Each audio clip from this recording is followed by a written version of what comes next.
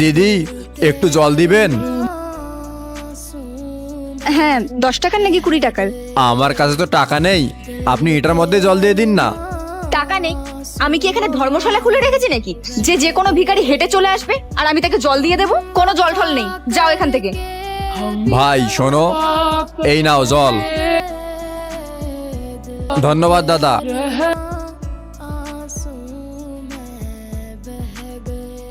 কিছু খেয়েছো তুমি? না দাদা, গত 3 দিন ধরে আমি কিছুই খাইনি। কিছু খাবে? হ্যাঁ খাবো। দিদি কিছু আছে? হ্যাঁ হ্যাঁ আছে তো, এক্ষুনি নিয়ে আসছি। এই নিন দাদা। ধন্যবাদ। স্যার আর কিছু লাগবে? না না, আর লাগবে না, হয়ে যাবে।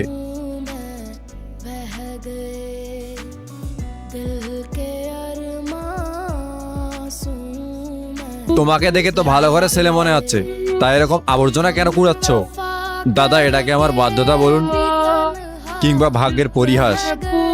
মাত্র 6 মাস হলো আমার বাবা এই পৃথিবী ছেড়ে চলে যান আর আমি সম্পূর্ণ অনাথ হয়ে যাই। তারপর আল্লাহর নামটি দেখে যে এড়িয়ে যাবে তার মনের ইচ্ছা কখনোই পূরণ হবে না। তাই আল্লাহর এই নামটির জন্য একটি লাইক এবং সাবস্ক্রাইব করে যাও। আমার এক কাকা ছিল জানেন, কিন্তু যেই বাবা আমাদের ছেড়ে চলে গেল অমনি তার আসল চেহারাটা বেরিয়ে চলে আসলো। আমাদের যত সম্পত্তি ছিল, জায়গা জমি ক্ষেত, সবকিছু উনি নিজের নামে করে নিলেন, সবকিছু আত্মসাৎ করে নিলেন। উনি সবকিছু আত্মসাৎ করে নিয়ে ঘাট ধাক্কা দিয়ে আমাকে বাড়ি থেকে বের করে দিলেন। এমনকি ওনার ছেলে আমার গায়ে হাত তুলতে পর্যন্ত এসেছিল। সত্যি বড়দের হাত যখন মাথার উপর থেকে চলে যায় তখন নিজেকে অনেক অসহায় মনে হয়। আচ্ছা আমার একটা কাজ করবে? আমি আপনার কি কাজ করে দিতে পারি দাদা? আরে তেমন কিছুই নয়, তুমি 10 সেকেন্ডের জন্য নিজের চোখটা বন্ধ করতে পারবে? কেন দাদা? আরে ভয় পেও না, চোখটা বন্ধ করার আগে আমার একটা প্রশ্নের উত্তর দিবে? হ্যাঁ নিশ্চয়ই, বলুন না। পৃথিবীতে এমন কি জিনিস আছে যে দাতা দান করার পরে ভুলে যায় আর যে পায় সে সারা জীবন মনে রাখে?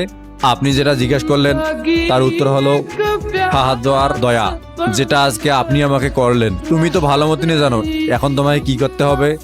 চলো এবার চোখটা বন্ধ করো, 1 থেকে 10 গুনবে, আমি কিন্তু তোমার গোনার আওয়াজ শুনবো। 1 2 3 4 5 6 7 8 9 10 হয়ে গেছে দাদা।